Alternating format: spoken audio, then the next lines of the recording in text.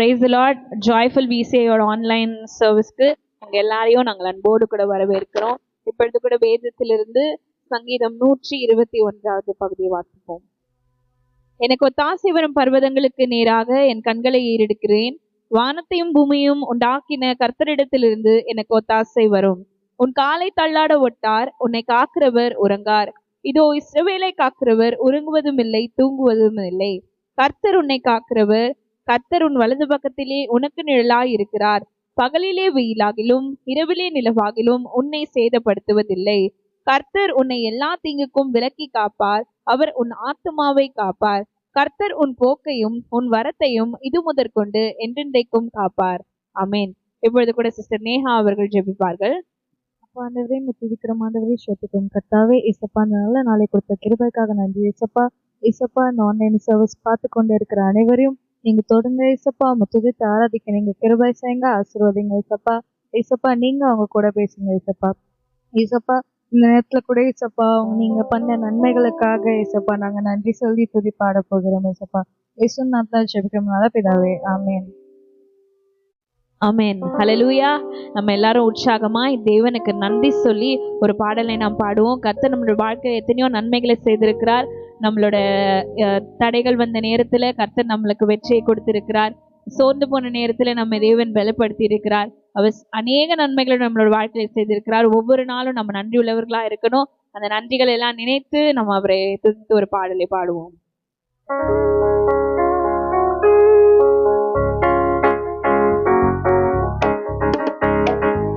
நன்றியால் துதி பாடு, நம் இயேசுவை நாவாலே என்று பாடு. நன்றியால் துதி பாடு, நம் இயேசுவை நாவாலே என்று பாடு. வல்லவர் நல்லவர் போதுமானவர், வார்த்தையில் உண்மை உள்ளவர். வல்லவர் நல்லவர் போதுமானவர், வார்த்தையில் உண்மை உள்ளவர். நன்றியால் துதி பாடு, நம் இயேசுவை நாவாலே என்று பாடு. நன்றியால் துதி பாடு, நம் இயேசுவை நாவாலே என்று பாடு. எரிகோ மதிலும் முன்னே வந்தாலும் இயேசு தன் முன்னே செல்கிறார். எரிகோ மதிலும் முன்னே வந்தாலும் இயேசு தன் முன்னே செல்கிறார். கலங்கிடாதே, திகைத்திடாதே, துதியால் இடிந்து விடும். கலங்கிடாதே, திகைத்திடாதே, துதியால் இடிந்து விடும். நன்றியால் துதி பாடு, நம் இயேசுவை நாவாலே என்று பாடு. நன்றியால் துதி பாடு, நம் இயேசுவை நாவாலே என்று பாடு. செங்கடல் நம்மை சூழ்ந்து கொண்டாலும் சிலுவை நிழலுண்டு. செங்கடல் நம்மை சூழ்ந்து கொண்டாலும் சிலுவை நிழலுண்டு. பாடிடுவோம், துதித்திடுவோம், பாதைகள் கிடைத்து விடும். பாடிடுவோம், துதித்திடுவோம், பாதைகள் கிடைத்து விடும். நன்றியால் துதி பாடு, நம் இயேசுவை நாவாலே என்று பாடு. நன்றியால் துதி பாடு, நம் இயேசுவை நாவாலே என்று பாடு. கோலியாத் நம்மை எதிர்த்து வந்தாலும் கொஞ்சமும் பயம் வேண்டாம்.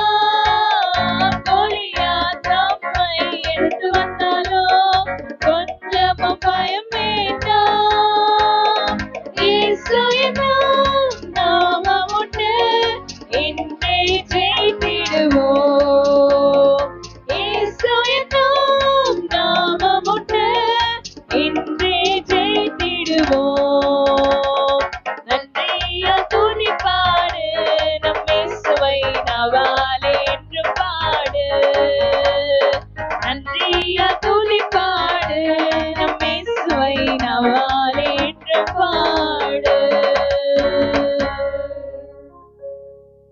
ஏசப்பா ஆண்டவரே துதிக்கிறோம் ஆண்டவரே ஸ்தோத்திரிக்கிறோம் கர்த்தாவே ஏசப்பா. இந்நேரத்துல கூட ஏசப்பா நீங்க எல்லாமா இருக்கிறீங்க ஏசப்பா. ஏசப்பா நீங்க எங்க எல்லாத்துக்கும் உதவி செய்கிறீங்க, ஆசீர்வதிக்கிறீங்க ஏசப்பா. துதித்து ஆராதிக்க வார்த்தைகள் பத்தாது ஏசப்பா. இப்பொழுது கூட எல்லாம் இயேசுவே என்ற பாடலை பாடி துதித்து ஆராதிக்கலாம்.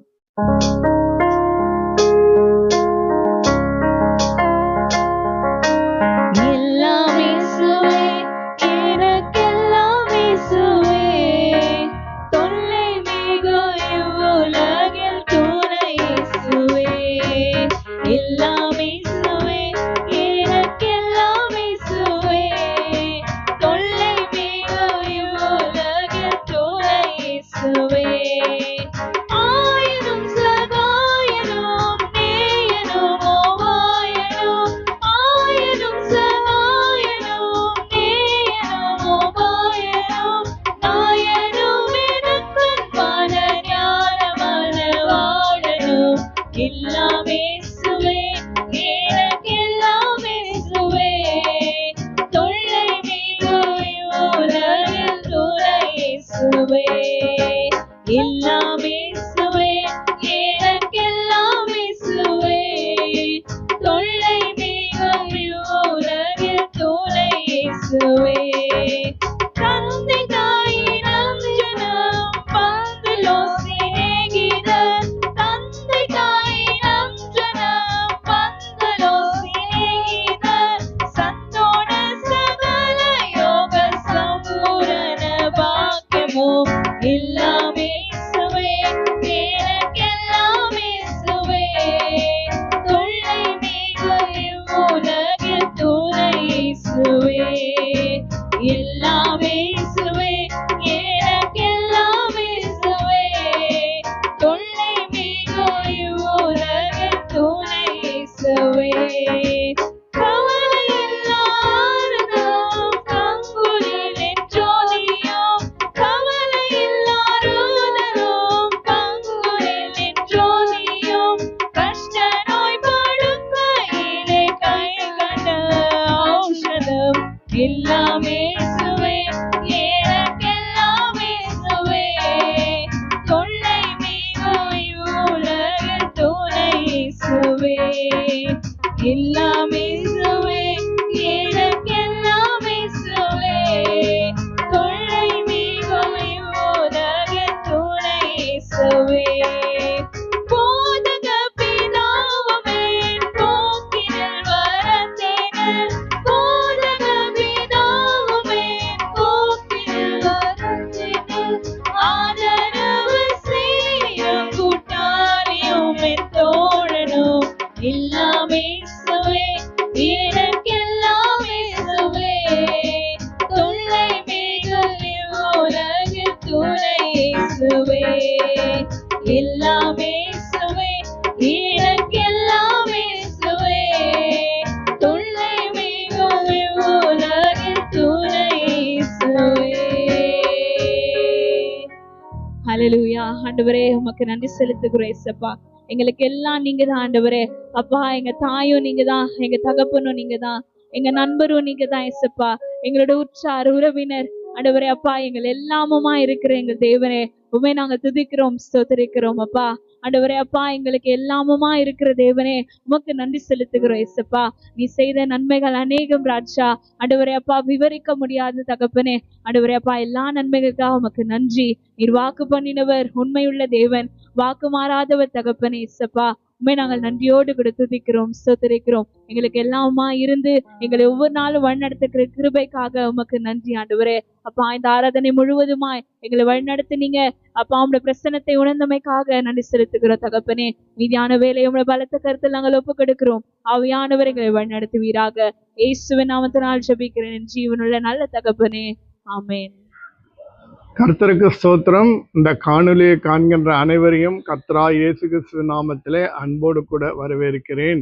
அருமையான ஆராதனை ஏறெடுக்க கர்த்தர் கொடுத்த கிருபைக்காய் ஸ்தோத்திரம். இப்பொழுதும் கூட நாம் தேவ செய்திக்குள்ளாய் நாம் கடந்து போவோம். பரலோக பிதாவே, இந்த நேரத்துக்காய் ஸ்தோத்திரிக்கிறோம். நீர் எங்களோடு கூட உங்களுடைய வார்த்தையின் மூலமாக பேசும்படியாய் தாழ்மையுடன் கேட்டுக்கொள்கிறோம் எங்கள் நல்ல பிதாவே, ஆமேன். ஹல்லேலூயா. கர்த்தருடைய நாம் மகிமைப்படுவதாக. நாம் வேதத்திலே யோபு 8வது அதிகாரம் 21வது வசனத்தை நாம் வாசிப்போம். இனி அவர் உம்முடைய வாயை நகைப்பினாலும் உம்முடைய உதடுகளை கம்பீரத்தினாலும் நிரப்புவார். அவர் உம்முடைய வாயை நகைப்பினாலும் உம்முடைய உதடுகளை கம்பீரத்தினாலும் நிரப்புவார். நம்முடைய வாய் நகைப்பினாலே நிறைந்திருக்க வேண்டும். நம்முடைய உதடுகள் கம்பீரத்தினாலே நிரம்பி இருக்க வேண்டும். இதை தேவன் விரும்புகிறவராயிருக்கிறார். அதே போல இந்த காணொலியை காண்கின்ற அனைவரையும் தேவன் உங்கள் வாயை நகைப்பினாலும் உங்கள் உதடுகளை கம்பீரத்தினாலும் நிரப்புகிறவராய் இருக்கிறார். இதுவரைக்கும் உங்கள் வாழ்க்கையிலே அழுகையோடும் புலம்பலோடும் கண்ணீரோடும் துக்கத்தோடும் இருந்திருக்கிறீர்களா? வாழ்ந்திருக்கிறீர்களா? கடந்து போய்கொண்டிருக்கிறீர்களா? இன்று ஆண்டவர் நம்மோடு கூட பேசுகிற வார்த்தை என்னென்று சொன்னால், இன்று முதல் நீங்கள் நகைக்க ஆரம்பிப்பீர்கள். உங்களுடைய கண்ணீர் ஆனந்த கண்ணீராய் மாறும். உங்களோட அழுகை அக்களிப்பாய் மாறும். உங்கள் துக்கம் சந்தோஷமாய் மாறும். நிச்சயமாய் நீங்கள் நகைப்பீர்கள். உங்கள் உதடுகள் கம்பீரமாக நிறைந்து தேவனுடைய நாமத்தை சொல்லி துதிப்பீர்கள். அல்லேலூயா. பிரச்சனை நேரத்திலே நாம் நகைக்க முடியுமா? கஷ்டங்களின் நேரத்திலே நாம் நகைக்க முடியுமா? வியாதியின் நேரத்திலே நாம் நகைக்க முடியுமா? ஐயா, நமக்கு எந்த துணையும் இல்லாமல் ஒரு அனாதையா ஆதரவற்று இருக்கும் போது நாம் நகைக்க முடியுமா? இழப்புகள் மத்தியிலே நாம் நகைக்க முடியுமா? எவ்வளோ கஷ்டங்க.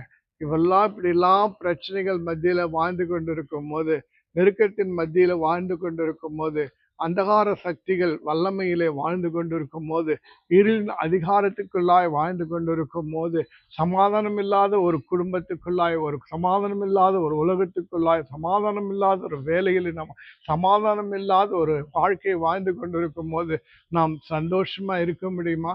நம்மால் நகைக்க தான் முடியுமா? நம்ம உதடுகள் தான் கம்பீரமாக நிற்குமா? இல்லை. நாம் எப்போதும் புலம்பிக் கொண்டும் துக்கப்பட்டு கொண்டும் வேதனையோடும் கண்ணீரோடும் தான் இருப்போம்.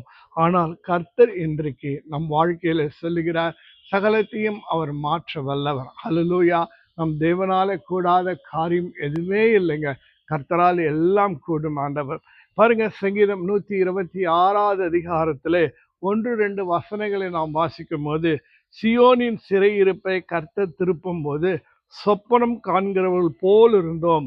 அப்பொழுது நம்முடைய வாய் நகைப்பினாலும் நம்முடைய நாவு ஆனந்த சத்தத்தினாலும் நிறைந்திருந்தது என்று சொல்லி இந்த சங்கீதக்காரன் பாடுகிறதை நாம் பார்க்கிறோம். சியோனின் சிறையிருப்பை திருப்பும் பொழுது, தேவனுடைய பிள்ளைகளை, உங்கள் தேவனுடைய ஜனமே, உம்முடைய சிறையிருப்பை, உங்களுடைய துன்பங்களை, நீங்கள் கடந்து போய் கொண்டிருக்கிற சோதனைகளை நீங்கள் ஜெயிக்கும் போது, மேற்கொள்ளும் பொழுது நிச்சயமாய் தேவன் உங்களுக்கு நகைப்பை உண்டாக்குவார். நீங்கள் சிந்தித்து பார்ப்பீர்கள், ஐயா, நான் கடந்து வந்த கஷ்டங்கள் துன்பங்கள் எல்லாம் ஒரு சொப்பனத்தை போல் இருந்தது என்று சொல்லி நீங்கள் நினைப்பீர்கள். கர்த்தர் அவ்வளவு அதிகமாக உங்களை, இதோ உங்கள் துக்கத்தை, உங்கள் கஷ்டத்தை, உங்கள் துன்பத்தை மாற்றி உங்களை சந்தோஷப்படுத்துகிறவராய் காணப்படுகிறார். ஆகினாலே உங்களுடைய நாவை ஆனந்த சத்தத்தினாலே துதிக்கும்படியாக, நிறையும்படியாய் கர்த்தருக்கு செய்கிறவராய் இருக்கிறார். கர்த்தர் மேல நம்பிக்கையா இருங்க. கர்த்தரை நோக்கி பாருங்க. கர்த்தர் உங்களுக்கு உதவி செய்ய வல்லவராய் இருக்கிறார். இஸ்ரவேல் ஜனங்கள் எகிப்துல அடிமைப்பட்டிருந்த போது அவர்கள் கண்ணீரோடு வாழ்ந்தார்கள். தேவனை நோக்கி கூக்குரலிட்டார்கள் என்று சொல்லி நாம் பார்க்கிறோம். அவருடைய கூக்குரலின் சத்தத்தை தேவன் கேட்டார் என்று சொல்லி பார்க்கிறோம். ஆலோசனைகளினாலே மிகவும் வேதனைப்பட்டார்கள் என்று நாம் வாசிக்கிறோம். அவருடைய பிள்ளைகள் எல்லாம் இதோ நைல் நதியிலே தூக்கி போடப்பட்டார்கள் என்று வாசிக்கிறோம். அப்போதெல்லாம் எவ்வளோ வேதனையும், எவ்வளோ துன்பம், எவ்வளோ அழுகையும் கண்ணீரமா இருக்கும். கர்த்தர் அவர்களை நோக்கி பார்த்தார். அவர்களுக்கு உதவி செய்யும்படியாய் மோசேயை அனுப்பினார். அற்புதங்களோடும் அதிசயங்களோடும் தேவன் ஆண்டவரை பயங்கரமான காரியங்களை செய்து அவர்களை விடுவித்து கொண்டு வந்தார். செங்கடலை எல்லாம் 2ஆக பிரித்து வெட்டாந்தரையாக்கி அக்கறைக்கு கொண்டு சென்றார். தேவனை நோக்கி அவர்கள் துதித்தார்கள், ஸ்தோத்திரித்தார்கள். மாபெரும் விடுதலைங்க.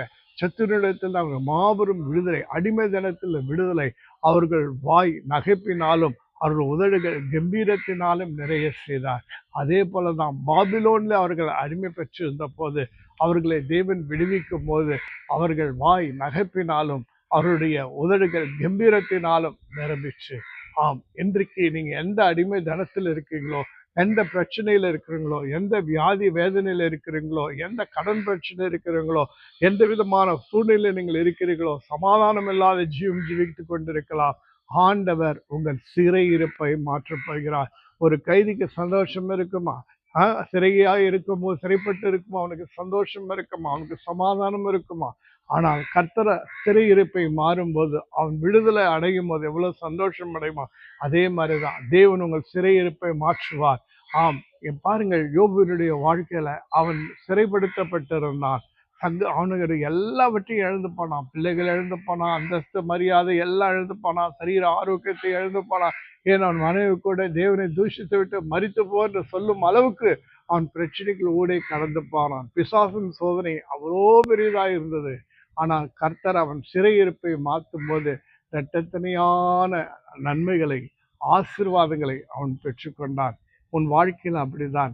உன்னுடைய வாழ்க்கையில துக்கம் நீங்கி உன் சிறையிருப்பு மாறும்போது உன் வாய் நகைப்பினாலும் உன் உதடுகள் கம்பீரத்தினாலும் நிறைந்திருக்கும். நீ ஆனந்த சத்தமிடுவாய், கர்த்தரை நோக்கி அக்களிப்பாய், துதிப்பாய், ஸ்தோத்திரிப்பாய். ஹல்லேலூயா. கர்த்தருடைய நாமம் மகிமைப்படுவதாக. கர்த்தர் உங்கள் வாழ்க்கையின் சூழ்நிலையை மாற்றுவார். உன் வாய் நகைப்பினாலேயும் உன் வாய் இதோ கம்பீரத்தினாலும் நிரம்பக்கூடிய நேரம் வந்து விட்டது. இப்படி உங்கள் வாய் நகைப்பினாலும் உங்கள் உதடுகள் கம்பீரத்தினாலும் மாற வேண்டும் என்றால் நமக்கு என்ன தேவை தெரியுங்களா? விசுவாசம். ஹல்லேலூயா. கர்த்தர் மேலே வைக்கும் ஒரு விசுவாசம், கர்த்தர் மேலே வைக்கும் நம்பிக்கை. நீ கர்த்தரை விசுவாசித்தால் நீ மகிமையை காண்பாய். ஹல்லேலூயா. விசுவாசிக்கிறவனுக்கு எல்லாமே கூடும். அப்படியா? விசுவாசித்தவளே பாக்கியவதி என்றெல்லாம் வேதத்திலே வாசிக்கிறோம். விசுவாசித்தவனே பாக்கியவானாய் இருப்பான்.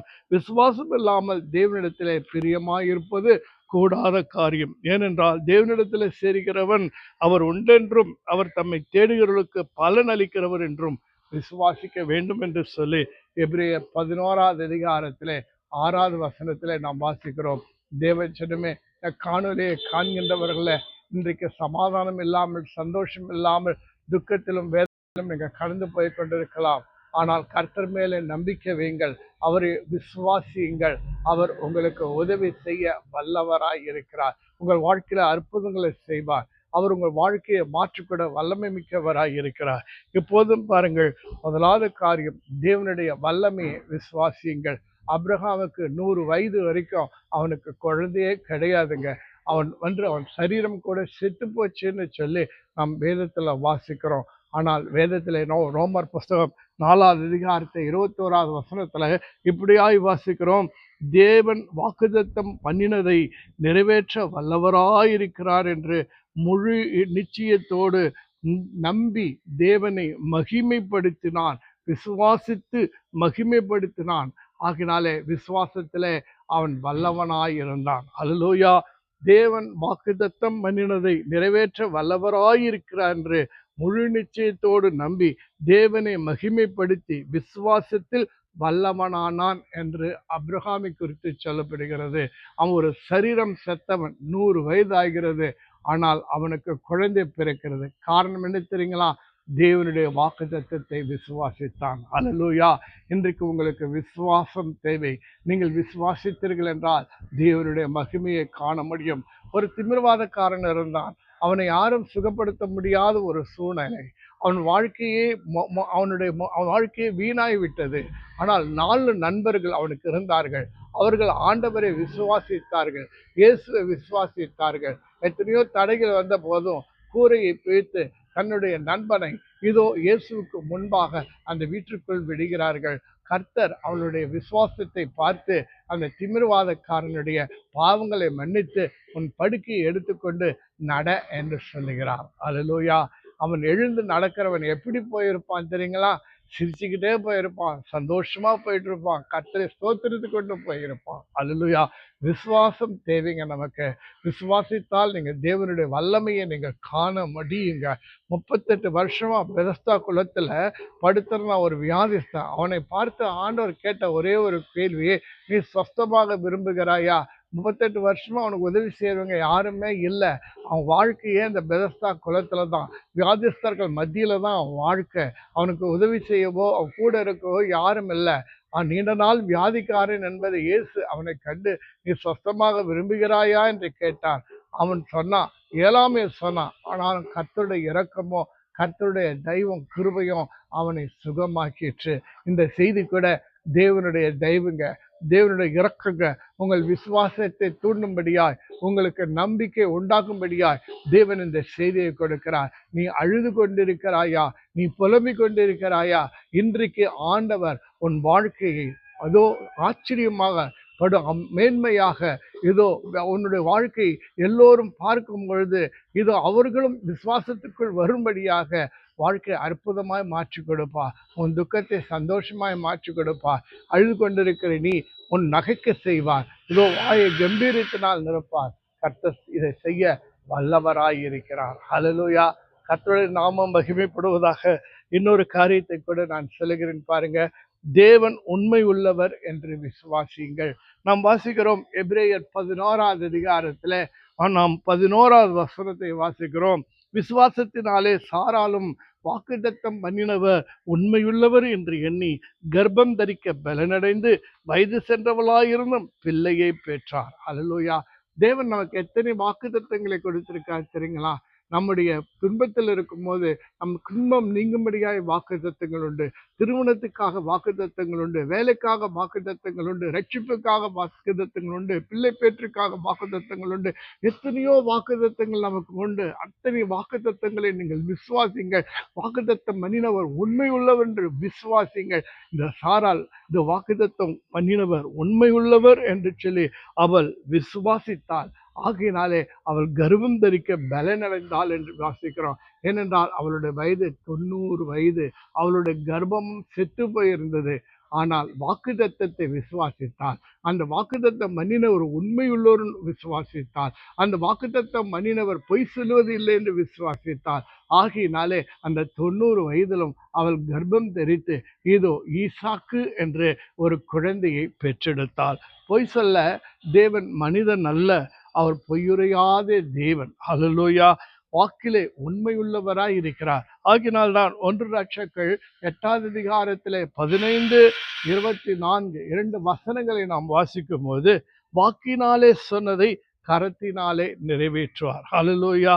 கர்த்தர் தாமே ஆண்டவர் உனக்கு என்ன சொன்னாரோ அது நிச்சயமா கரத்தினாலே நிறைவேற்றுவார். தாவீதுக்கு சொன்னாரே, தாவீதுக்கு ஒரு ஆசை ஆலயம் கட்ட வேண்டும் என்று. ஆனால் கர்த்தர், நீ ஆலயம் கட்ட மாட்ட, உன் கர்ப்பத்தின் பிறப்பாக சாலமன் என்னுடைய ஆலயத்தை கட்டுவான் என்று சொன்னார். அப்படியாகவே சாலமன் தேவனுடைய ஆலயத்தை கட்டி அதை தேவனுடைய நாமத்திலே பிரதிஷ்டை செய்தான்.